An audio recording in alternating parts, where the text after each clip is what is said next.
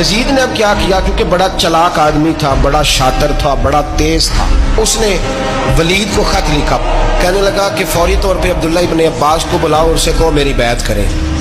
یہ جو بیعت ہوتی تھی نا، یہ بھی سن لے کیا ہوتی تھی، یہ بیعت حلف ہوتا تھا کہ میں اللہ رسول کے نام پہ حلف دیتا ہوں کہ میں یزید کی اطاعت کروں گا، میں اس کے خلاف کوئی بغاوت نہیں کروں گا۔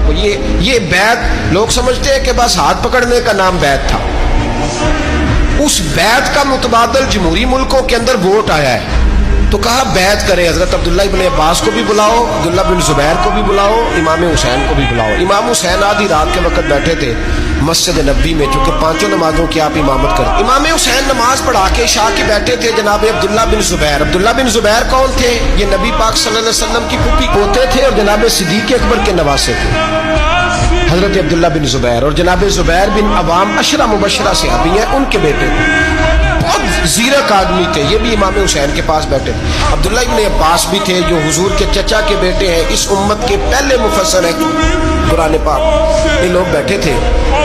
تو ولید نے ایک بندہ بھیجا، اس نے آ کے کہا جناب آپ کو گورنر صاحب نے بلایا ہے۔ تو عبداللہ بن زبیر کہنے لگے حسین اس وقت بلانے کی بات سمجھ میں نہیں آئی۔ تو امام حسین بڑے بصیرت والے تھے، اللہ نے بصیرت دی تھی، کہنے لگے عبداللہ آپ کو سمجھ نہیں آئی، مجھے سمجھ آ گئی ہے، امیر معاویہ وصال کر گئے، اور یہ ہمیں جو بلایا گیا ہے نا، یہ یزید کی بیعت کے لیے بلایا گیا ہے۔ تو کہا پھر آپ آدھی رات کو نہ جائیں، آپ کے لیے خطرہ ہوگا۔ تو امام حسین فرمانے لگے خطرہ حسین کو نہیں ہوتا، نہیں کہا پھر بھی آپ مہربانی کریں ذرا احتیاط سے جائیں۔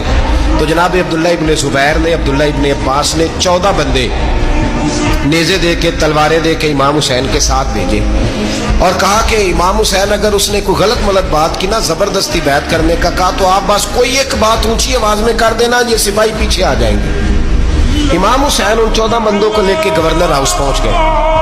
جب آپ وہاں پہنچے، اس نے بتایا، اس نے کہا جی حضرت امیر معاویہ انتقال کر گئے اور آپ نے یزید کی بیعت کرنی ہے۔ تو امام حسین فرمانے لگے میں چھپ کے بیعت نہیں کروں گا، مجمع لگاؤ، جمعے والے دن اعلان کرو، جو طریقہ ہے حضرت ابوبکر صدیق کا، جو طریقہ ہے حضرت عمر فاروق کا، جو انداز حضرت عثمان غنی کا ہے، جو مولا علی کا ہے، سر عام اعلان کرو، اگر ساری دنیا یزید کی بیعت کرے گی تو میں بھی تیار ہوں۔ تم مجھ سے بیعت لے کے پھر لوگوں کو بتانا چاہتے ہو کہ حسین بیعت کر رہے ہیں، تو تم کیوں نہیں کر رہے؟ میں عام آدمی نہیں ہوں، لہذا چھپ کے بیعت نہیں کرتا۔